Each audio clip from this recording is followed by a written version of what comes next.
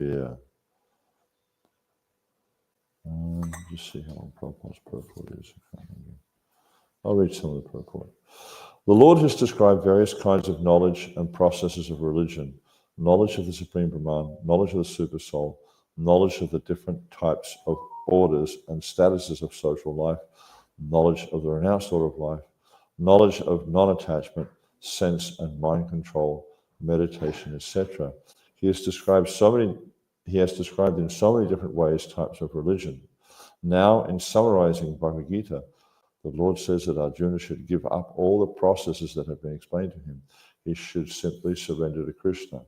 That surrender will save him from all kinds of sinful reactions. For the Lord personally promised to protect him. We see that's in the previous, I think it's the previous verse, that one. In the 7th chapter, it was said that only one who has become free from all sinful reactions can take to the worship of the Lord Krishna. Thus, one may think that unless he is freed from all sinful reactions, he cannot take to the surrendering process. To such doubts, it is here said that even if one is not free from all sinful reactions, simply by the process of surrendering to Sri Krishna, he is automatically freed. There is no need of strenuous effort to free oneself from sinful reactions. One should unhesitatingly accept Krishna as the supreme savior of all living entities. Without faith and love, with faith and love, one should surrender unto him. So this is it's kind of like the concluding instruction of the Gita, and in essence, it's a summation of all the instructions of the Bhagavad Gita. And it really brings us to, what the point of spiritual practice is, because anything we do, like spiritual practice, study scripture, anything like that, it has a purpose, and the purpose is about transformation. It's not just we read Bhagavad Gita and we go about our business as per usual. It's not that we chant our japa and we go about our business as usual. We have to start looking at ourselves, looking at our practice and seeing, are we actually changing?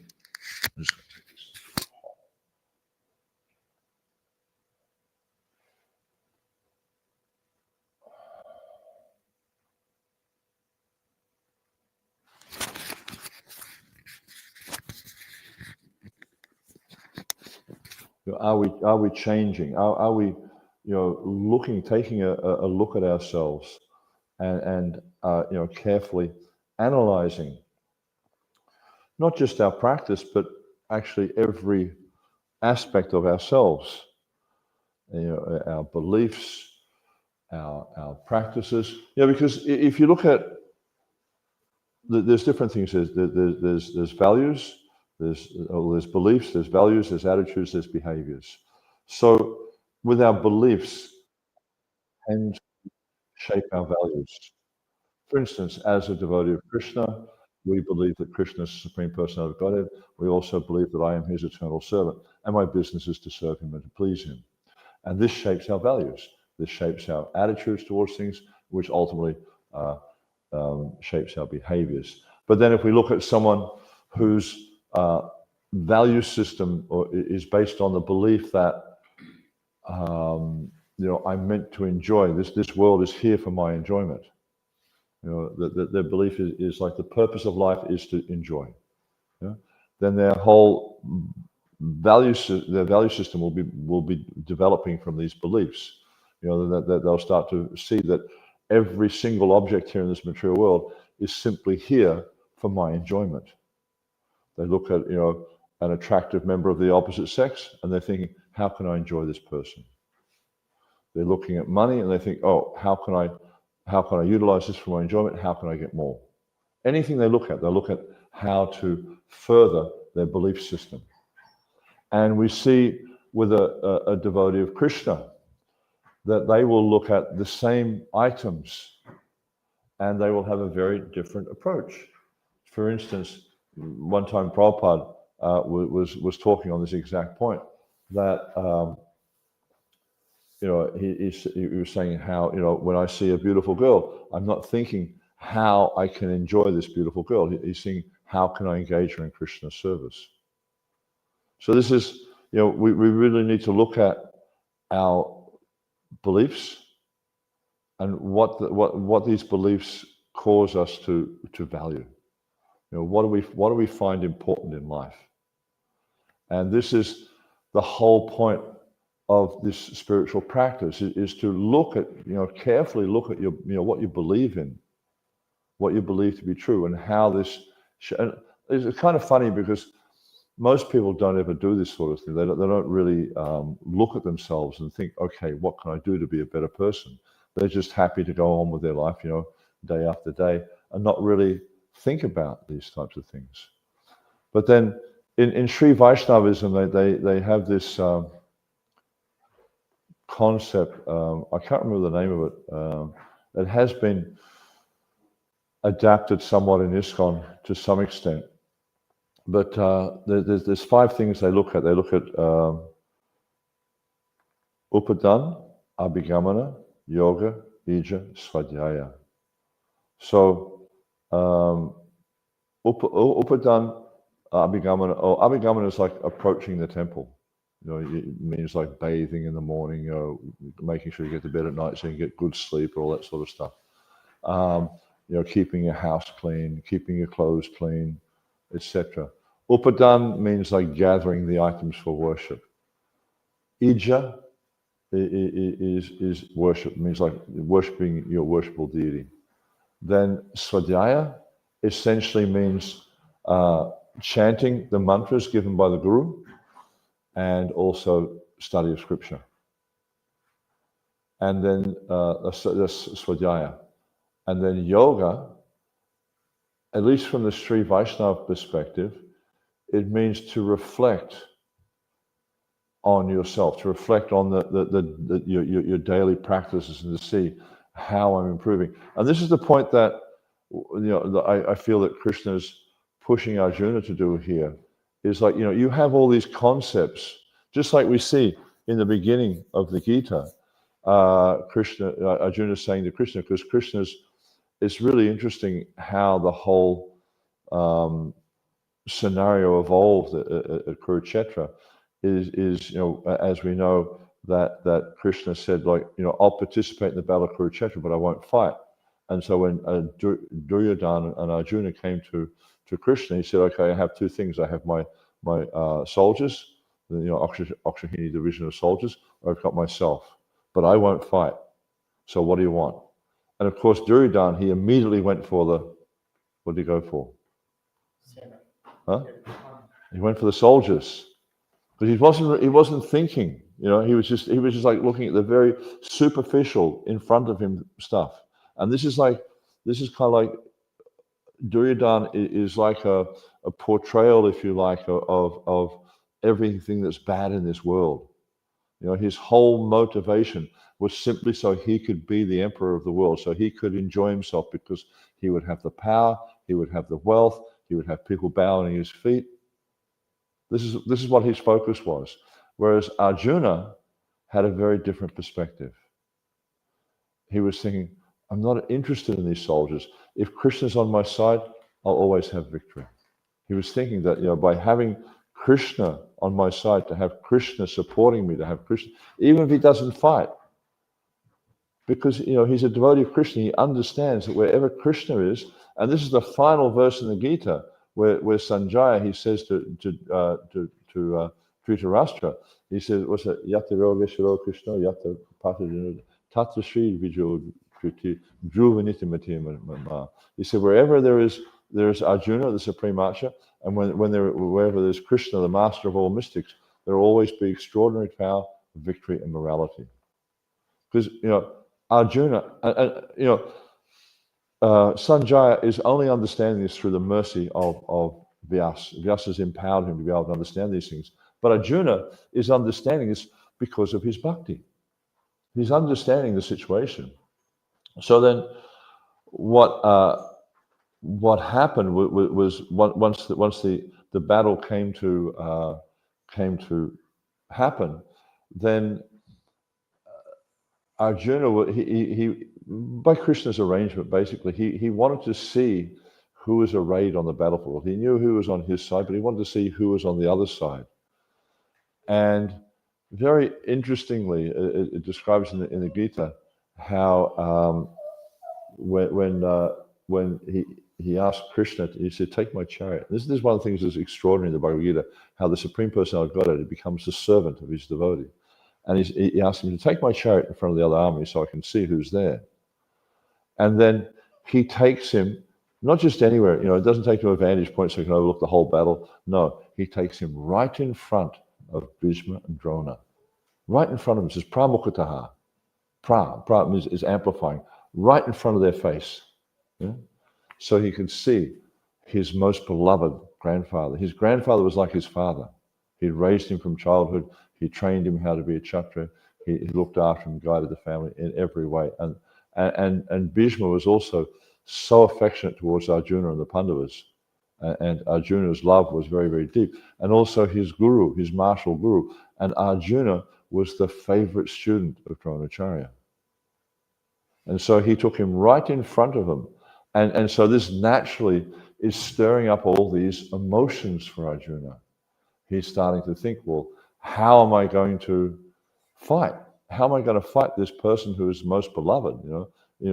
I'm just, what's the use of the kingdom if all those persons for whom I'm fighting are arrayed before me on the other side, and they're going to be killed in this battle?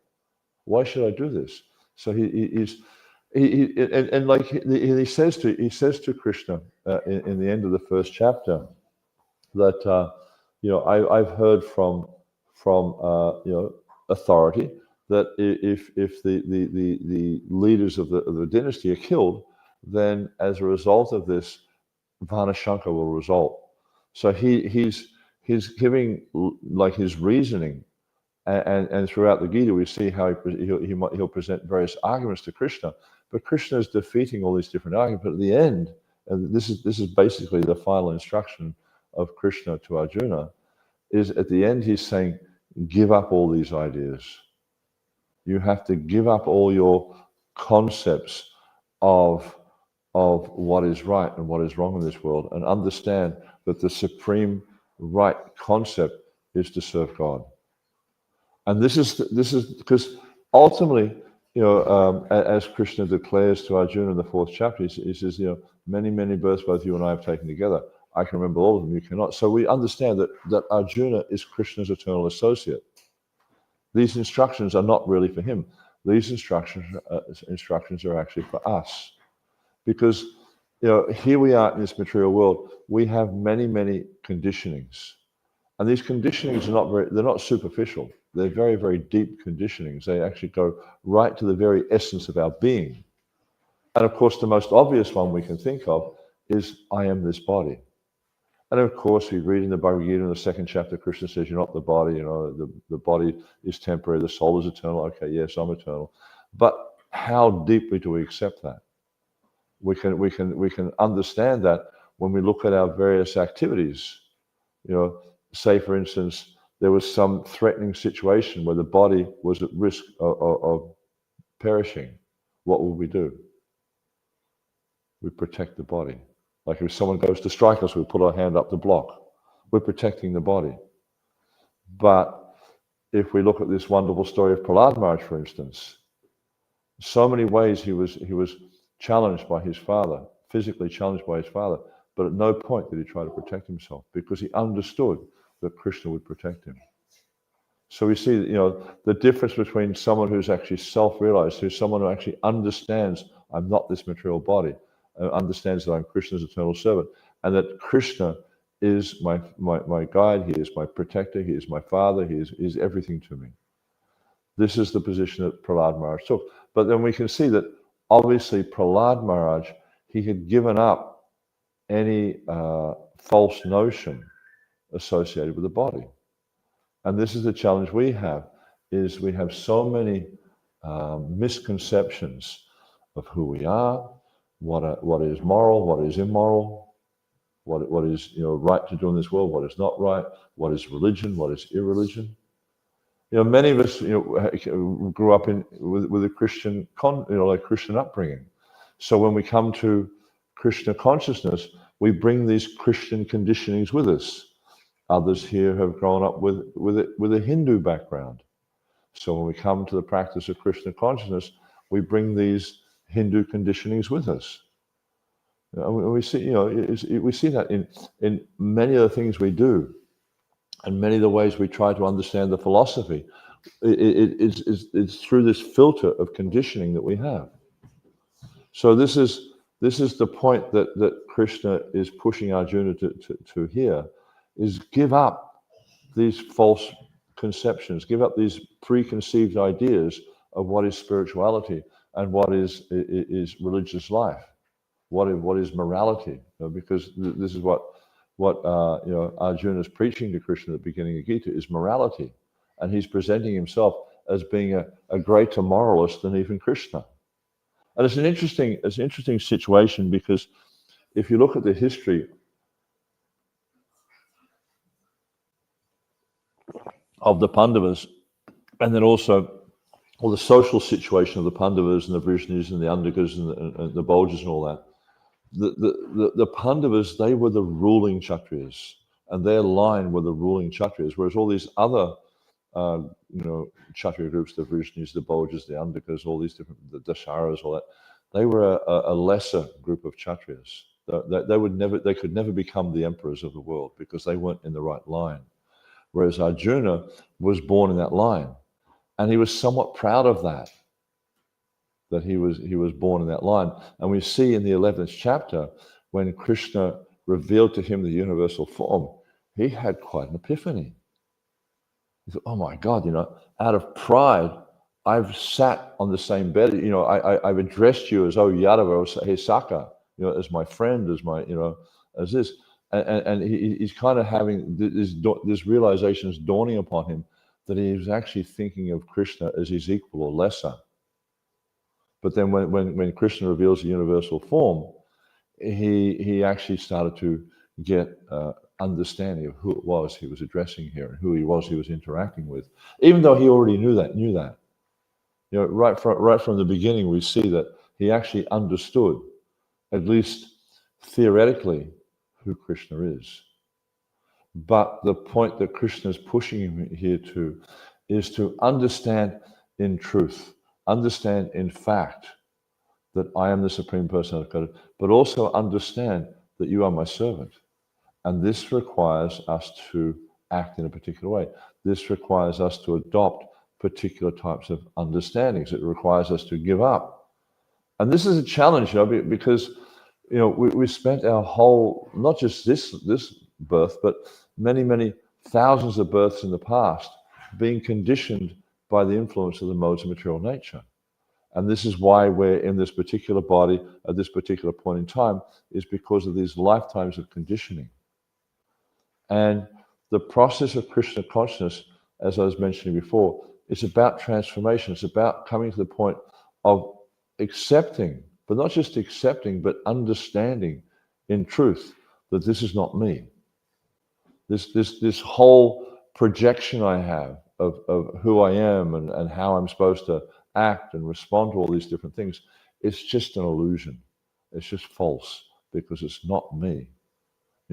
We've been carrying on in our lives for so many countless births, thinking that whatever the body I have, that this is me. Like I'm thinking I'm from Australia.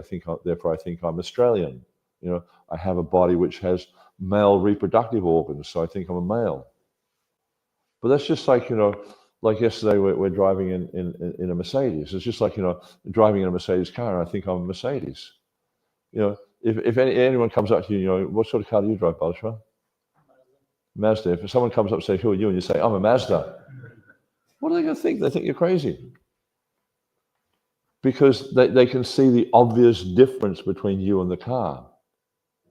But their actual awareness is very, very superficial, because they don't see the difference between the self and the body. And as I was saying on Friday at the program, the body, as Krishna says in the 14th chapter, he says, Yanta Rudrani Maya, the body is simply a machine. It may be a very sophisticated machine. Just like if you look at something like a Dacia and you look at a Mercedes-Benz, there's a great deal of difference in terms of the sophistication. So similarly, if you look at something like a Mercedes-Benz and you look at something like a human body, there's an extraordinary amount of difference in the sophistication. You know? There's no car on the road that if it's in an accident, it repairs itself. Is it? It gets a ding and it grows a scab and the panel goes back to where it used to be. They have no car that does that. You know, so, but it's just a machine, even though it's very, very sophisticated and we don't really understand how it functions, you know, how the hairs are growing on the head and how the nails grow out and all this kind of stuff. I mean, you know, it's just extraordinary. You know, cut your nails this week, next week they grow back. You have to cut them again. And it's not painful. But if you go a little bit too far, it becomes quite painful. But it's quite a sophisticated machine. And also the illusion that is here in this material world is also very, very sophisticated, because even though this is a machine and even though this is not me, because of the nature of the effect of the illusion of the material nature, I'm convinced this is me. And it's only through transcendental knowledge, which is what Krishna is presenting to Arjuna here in the Bhagavad Gita, it's only through transcendental knowledge that I can come to this point of understanding this is not me. This is just an illusion. It's illusory. I'm just bewildered into thinking this is me because of my endeavor to try to control it, because of my endeavor to try to enjoy it. And Krishna, he says this to Arjuna. What's that? That you know, if you listen to my instructions and you follow my instructions, you'll pass over all the obstacles of conditioned life by my grace. This is an important verse because the conditioned life presents so many different obstacles. And if we try to navigate our way through it, we just become bewildered. We just become overwhelmed by the influence of this illusion. He said, however, if you act according to my instructions, you will cross over. He says, you know, you'll cross over all the obstacles of conditioned life by my grace. But however, if you act out of false ego, that's right. If you act out of false ego, not hearing me, you will be lost. So the material nature presents so many different obstacles to us, and the biggest obstacle is this illusion that I am this body.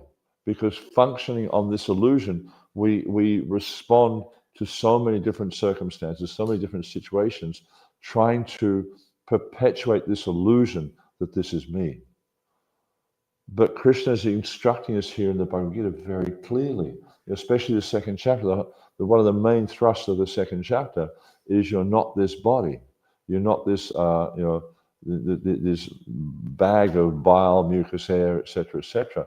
This is not us. This is just a machine that's designed to, essentially bewilder us into thinking that I'm something that I'm not.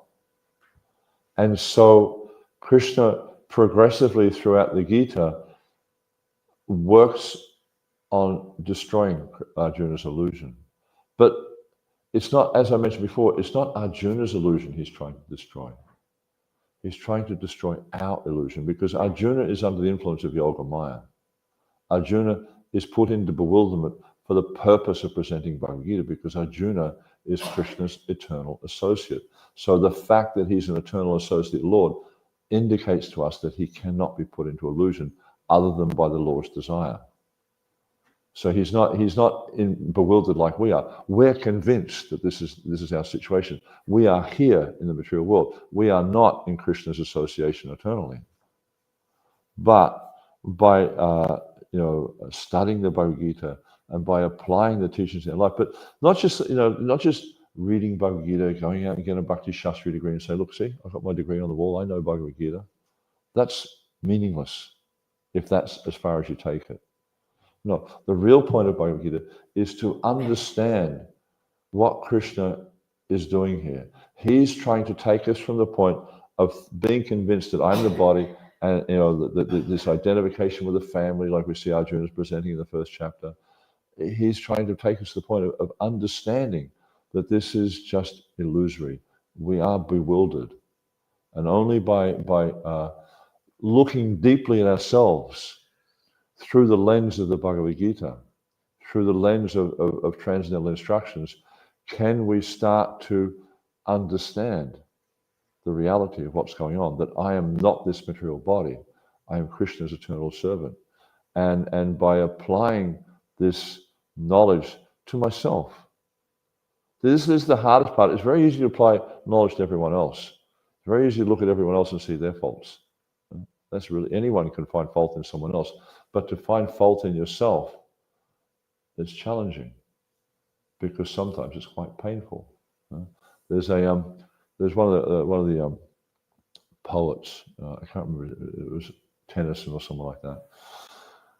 And I used to have those Rolodex calendar things, where you flip the day over, and everyone had a little saying on it. So one of them was from one of those famous poets or writers or something, and he said that if I busied my time looking for my own faults, I would never have time to find faults in anyone else. So that's the reality. It says Kalaya Dosha Nidaya Rajan, that this age of Kali is an ocean of faults, and we are manifestations of that ocean of faults. So if we try to engage in self-analysis, and this is a really important part of our spiritual practice, is self-analysis. We have to look deeply within ourselves to look at our anarthas. What are the things we're attached to? What are the things that are our stumbling blocks in our spiritual life? And we can really do that. Of course, we can inquire from other devotees to get guidance on how to look at these things, how to deal with these things, how to process them, how to overcome them. But only we can really, it's just like someone might say to you, "Oh, you're so proud," or the classic one I can think of is it happened to me once, actually more than once, but a few times, and you might sort of be hearing someone chanting Hare Krishna, and you'll say to them, Prabhu, you try to be very humble and non-aggressive about it. Well, I noticed when you're chanting Hare Krishna, you're not exactly pronouncing the names very clearly. It sounds like you're chanting a different mantra. And then what's the response? Anyone think of what might be a common response? No, I haven't seen that one too often. It's like, well, what about your chanting? Yeah? It's really difficult to take correction, because of pride. And so when we respond to these different things, and this is the point I was talking about before with yoga, if we look at our practice throughout the day, if we look at our activities through the day, how we interact with different personalities, and it's just like when someone's being nice to you, it's easy to be nice back. But when you're challenged, when we're put under pressure, this is when we can really understand our nature. This is where we can really understand what we're like, is how do we respond when we're put under pressure. So if someone comes up to us and they're very confronting and, as we say, in your face and criticizing you or saying bad things to you, how do you respond to that? Interesting example was one time Satsvarupa Maharaj, who was sitting down chanting his japa, and a bhakta came up to him, and he didn't know he was Satsvarupa Maharaj. I had this experience with Satsvarupa Maharaj myself. I remember meeting him in Puri one time, and we were looking for a devotee. We were staying in this Vijay International guest house. We were 1 floor up, and we heard this devotee we were looking to meet with was staying in this room downstairs. So we went and knocked on the door, and Satsvarupa Maharaj opens the door, and he said, "Can I help you?" So we're looking for so-and-so. He said, "Oh yeah, he's in here." He said, "Come in." We didn't know it was him. We didn't know it was Satsvarupa Maharaj. He just turned, and then when he turned around, we saw he had a sannyas dhoti on. I was like, "Oh, who's this?" But one time this bhakta was sitting in the temple and he was hearing Maharaj chant. And he pointed out to him that, actually, Prabhu, you're not chanting the mantra clearly. And then Maharaj took it to heart. And he started to really listen carefully to his japa. And as a result of this interaction, he wrote that book, the Japa Reform Notebook. So we can see, if we have humility, and this is like Prabhupada mentions in the 13th chapter, that without humility, it's not possible to gain knowledge. So if we don't have humility, even though we may have instruction, we don't accept it. It's like this statement, pashanapi na pashati. Even though you're seeing it, even though it's right in front of your face, you can't accept it. But if and we see this is generally the case, is because of pride, because of this ahankara, this false perception of who we are, then there is so much every day we're getting so much instruction from material nature, from the scriptures, from so many different sources, but because of our pride, we can't accept it. But if we have humility, and we see, I think that's the, was that story of the 13 gurus? Is that the Avanti Brahmana? I think it's the Avanti Brahmana. And it describes how he was so humble that he was able to learn instruction from so many, even from things like bumblebees and pythons and all these different personalities. He was taking instruction out because of his humility. And he also could see of he was able to see his own failings and see how these personalities were so much greater than him because they were able to act in this way, and he couldn't do that. And so this is why the teachings of the scriptures are so important. But we have to try to develop this ability or this tendency, rather than just reading the scriptures and looking at how this is applying to some external situation. Read the scriptures and see, okay, how does this apply to me? How can I change myself to be a better devotee? Because really, the process of devotional service and the process of change is about changing the heart. If we don't change our heart, if we don't change the way we view the world and the way we view ourselves, we'll stay stuck in, as they say, stuck in a rut. So the point of our practice needs to be self-improvement, needs to be this self-awareness of where I'm at in Krishna consciousness and where I need to be in my Krishna consciousness. This is like Sambandha Abhidaya Prayojana. We have to understand where I'm at in Krishna consciousness here and now, and where do I need to be, and how do I get there? This is Sambandha Abhidaya and Prayojana. But mostly where, I feel, at least in my own case, is I have a somewhat superficial understanding of where I'm at. Therefore, because I don't really understand my situation, I don't know how to get where I need to be. And so if we don't have a clear understanding of our conditioning and how we interact with material nature and how we try to cover up or protect ourselves from these various, in one sense you could think of vulnerabilities, but I think they're much more than vulnerabilities. It's like we try to protect ourselves from these things that can help us to become better devotees. We try to shield ourselves from anything that might be seen as a challenge or an affront to our perception of ourselves. If we can't move beyond that, we're not really going to progress in our spiritual life. So, the practice of devotional service is a rare opportunity. The human form of life is a rare opportunity. You look at the animals, they're simply engaged in eating, sleeping, mating, defending. Most human beings are also simply engaged in eating, sleeping, mating, defending. Therefore, they're no better than animals. And Prabhupada would repeatedly say this, that they're no better than animals, because that's all they're doing. But the human form of life is meant to look deeply at our situation, look deeply at our attachments, look deeply at ourselves, and move beyond this and come to this point of understanding who I am and how to, where I'm situated in this material world and how I can get to where I need to be. This is the practice of bhakti.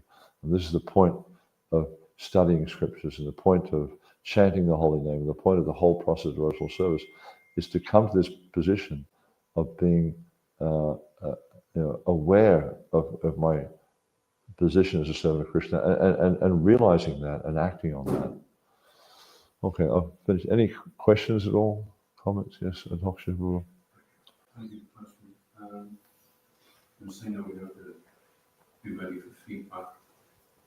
We have to be open for feedback. Yeah. So, in the nectar instruction, Goswami is saying we should respect Kanishta, offer obeisances to Nrsimha, and it's the Uttama Adhikari that we're especially interested in getting feedback from, because their hearts are devoid of the propensity to criticize others.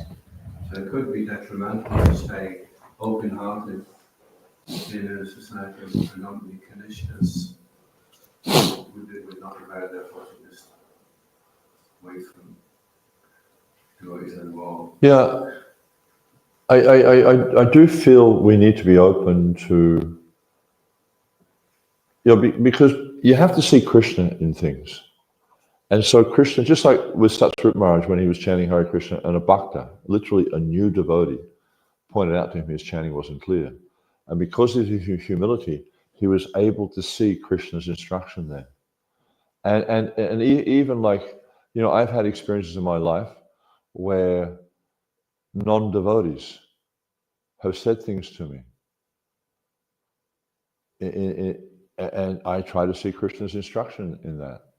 So, it's just like, a wise man will take what was a gold from a filthy place and a good wife from like a low-born family. So I think we need to be aware of Krishna's hand in things, how Krishna does act through so many, just like we see with the Avanti Brahmana. He was seeing the instruction coming from all these different personalities. Now, when it comes to inquiring about guidance in spiritual life, of course, we don't go to the plumber down the road sort of thing. We go to someone who's spiritually advanced. So I think that's where these gradations of devotees, when you want to get guidance in your spiritual life, then obviously you go to someone who's more advanced. But in this endeavor to cultivate humility, we need to be able to see instruction anywhere. And we need to be able to receive instruction from any source, trying to understand that Krishna is instructing me here. And I think if we can develop that type of humility, our journey will be much easier through this world. Because it's very, as Krishna says to Arjuna, the obstacles of conditioned life, there's so many obstacles here. But if we see, rather than obstacles, we see opportunities for spiritual advancement, then the journey becomes much easier. But if it's always an obstacle, it's going to be challenging. Is that okay? Something else?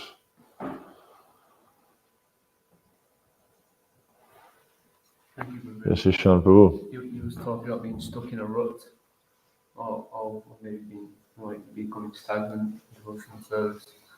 And how will we recognise that? Because sometimes we might feel like that, or we might not think we're like that, but someone else might feel it. We have to approach someone else. Yeah, I mean, I think for many of us, that's the case, is we get stuck in these ruts and we're not even aware of it. And I mean, there's different things you can do. One is you can inquire from senior devotees, especially more advanced devotees, and those devotees are very good. Especially people who know you, because if they don't know you, it's a little bit hard to know. I mean, some devotees are very, very advanced and they can just understand, just because they understand the conditioned nature and how it works. Like someone like Srila Prabhupada, he doesn't need to know you intimately to know what's going on for you. But you can inquire from devotees, here who know you well, and may be observing the different challenges you have in spiritual life. Also through study of scripture, because the conditioned nature is the conditioned nature. It doesn't change. It may have its different permutations, but it's the conditioned nature. It's the same. It affects us all, in the same basic ways, with different kind of, depending on the particular combination. Prabhupada explains the modes of nature. It's just like you mix color. You take 3 modes of nature, you mix them, you get 9. You mix them, you mix them, you get 8,400,000 species of life. They're all just combinations of the modes of nature. That's all it is. And so the Bhagavad Gita, the Bhagavatam, Chaitanya Charitamrita, they help us to understand this. But also, I think something that's very, very helpful is prayer. You come before the deities, you pray. Please guide me so I can serve you better. Please guide me so I can remove my anarthas, so I can be a better servant. Come to Srila Prabhupada, pray to Srila Prabhupada. Please help me to understand my anarthas so I can be a better servant. Please help me become fixed at your lotus feet. There's many different ways you can approach this, and not you just do it like officially once a year or something like that. No, constantly. We need this Kirtaniya Sadahari. We're constantly chanting. We also need to be constantly praying and begging the Lord, begging Srila Prabhupada, begging the advanced Vaishnavas to help me become a better servant. Because this is our position, Jiveta Swarupa Krishna Das. We are servants of Krishna, but because of our conditioning, by and large, we don't realize that properly. We're covered over. We don't actually act in that capacity properly. So by removing that conditioning, or when we remove that conditioning, we're able to act in that capacity and in a way that ultimately will be pleasing to Krishna. And because it's pleasing to Krishna, it'll also be pleasing to you. So yeah, there's some ideas on how to do it. Yes. Pray to Srimati Radharani. Yes. Why not? Because I get emails from some group in Vrindavan who are saying that you go to Srimati Radharani, you pray to Srimati Radharani, and then she goes to Krishna.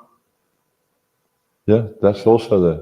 But also you pray to Prabhupada. He'll go to Srimati Radharani. She'll go to Krishna. It doesn't.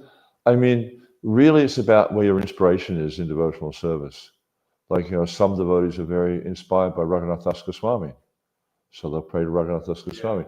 Some are inspired by Lord Chaitanya, and Lord Chaitanya, like Prabhupada, he explained once to the devotees in Los Angeles. He said, if you have any problems in spiritual life, you just go to Lord Chaitanya, and say, my dear sir, this is the problem. It is like this, it is like this, it is like this. Please fix it.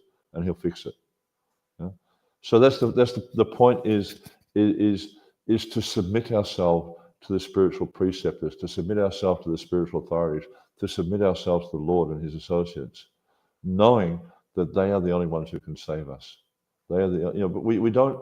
The problem in material life is because we're so inflated or so consumed with our inflated sense of self-importance and our inflated sense of our own ability, that we don't seek shelter, we don't seek help anywhere else. We think we can do everything. But actually, the living entity inside this body can do nothing without the empowerment from Krishna. We're sitting in the region of the heart, atomics inside, so small, 1/10,000th part of the tip of a hair, and thinking we're so important, but actually this whole body is energized by the super soul who's there in the heart. All the energy in the blood comes from the super soul because the blood goes through the heart and it gets energized by the super soul. So any capacity we have comes from Krishna. And this is where we have to start. We have to recognize that anything I'm able to do is only by the mercy of Krishna. I remember one time I went to what they call a heart stress test. There was some issues with my health, so I went and had this stress test. And they're kind of pushing me, saying, and you've got to breathe like this. And so I'm breathing like this, and more. And then so I just did the test, whatever they said. And they said, oh, see what we made you do? I think, no, that wasn't you at all. That was actually Krishna who was enabling me to do it. You don't make me breathe. So the material perception is that by my might, by my energy, by my ability, I can achieve so much. But the devotee is thinking it's only by the mercy of all these amazing personalities that actually I can do anything. So whether you pray to Radharani, whether you pray to Krishna, to Lord Chaitanya, to Lord Nityananda, to Advaita Acharya, to Srila Prabhupada, to Bhaktisiddhanta Saraswati Thakur, to Gokul Das Babaji, Bhaktivinoda Thakur, Jagannath Das Babaji, the 6 Goswamis. It doesn't really matter. The main thing is pray. Take shelter of these personalities, understanding that it is only by their mercy that we can achieve anything in this life. This is the thing, is we have to cultivate. Humility is a key to advancement in spiritual life. Without humility, we're going to struggle to make advancement because we'll be thinking, by my might, I'm doing so many things. And this is actually demoniac mentality. Krishna discusses this in the, I think it's the 16th chapter of the Gita, this Ishvaraham Aham Bhogi Sivaham Balavam Sukhi. I am strong, I am powerful. He is my enemy, I will kill him. And I've killed these ones before. This is the demonic mentality, is thinking that, by my own capacity, I'm achieving so much. But the devotee thinks exactly the opposite and thinks it's only by Krishna's mercy I can do anything. So, yeah, just Yeah. Whoever you're inspired to pray to, then just do that. That's Hoxie Shavu. Just on that point of humility, one devotee went to Satsuma Maharaj and said, "You're very humble, but I'm completely not humble at all." And he was feeling discouraged. And Satsuma Maharaj said, "I was like this anyway before I became a devotee. I was like this anyway before I became a devotee. I was very humble." He said, "So you are what you are. So you just use it in Krishna's service." Oh. Yeah, but that's a fact, but also by the process of accepting, our conditioning and utilizing that conditioning in Krishna's service, understanding. See, humility doesn't necessarily mean we bow and scrape at people's feet. I mean, that's also can be a part of it. But humility means I accept my position. I accept that I'm Krishna's servant and that Krishna is the controller and the enjoyer. The problem is most people in this material world, they try to be the controller and the enjoyer. They try to be God. And that's not humility. Humility means I accept that I'm Krishna's eternal servant and he's God. So, yeah.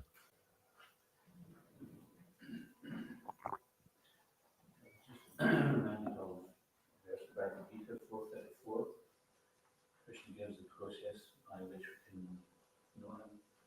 It's when approaching his devotee, the spiritual master,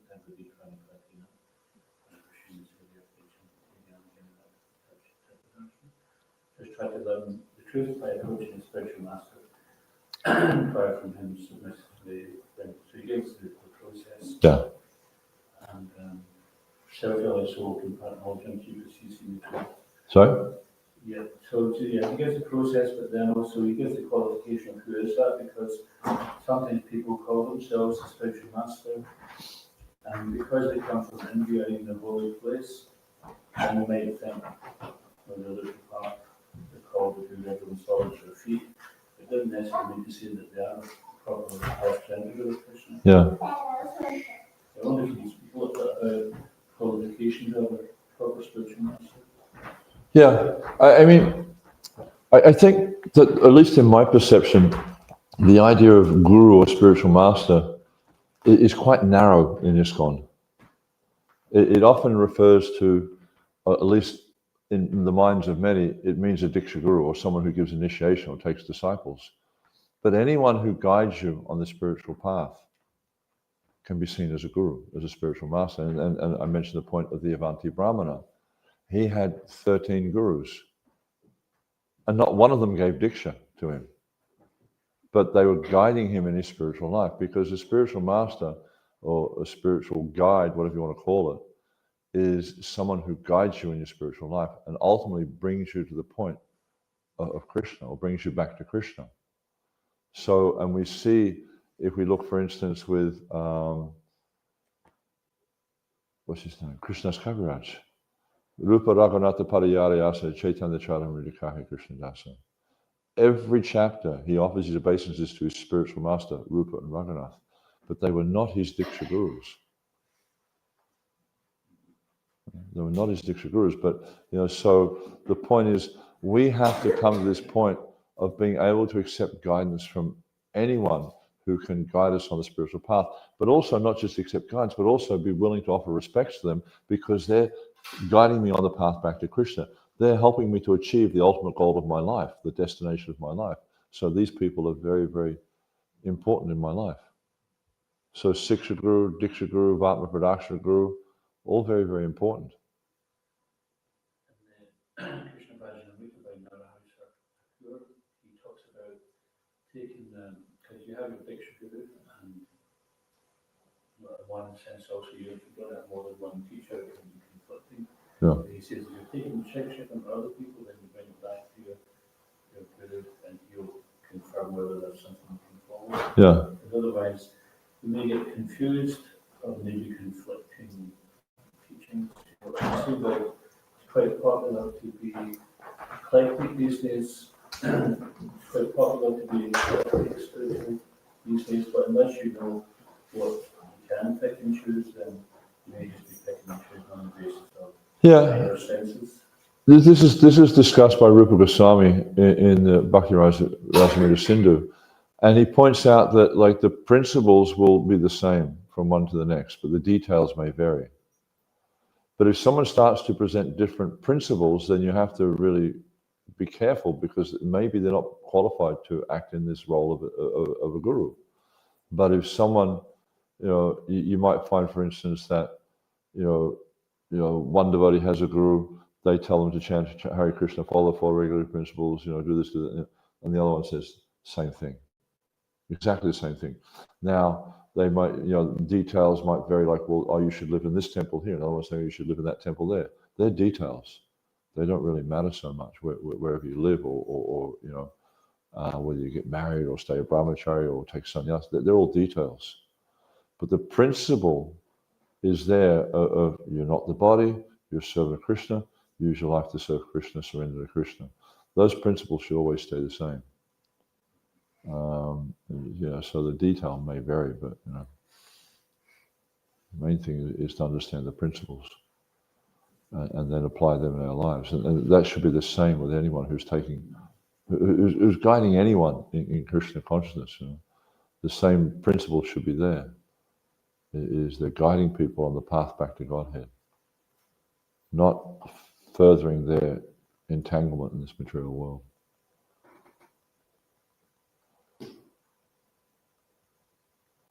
Anything else?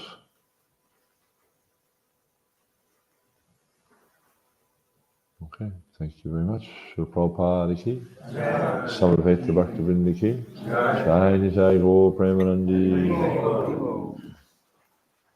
Hare Krishna, Krishna Krishna.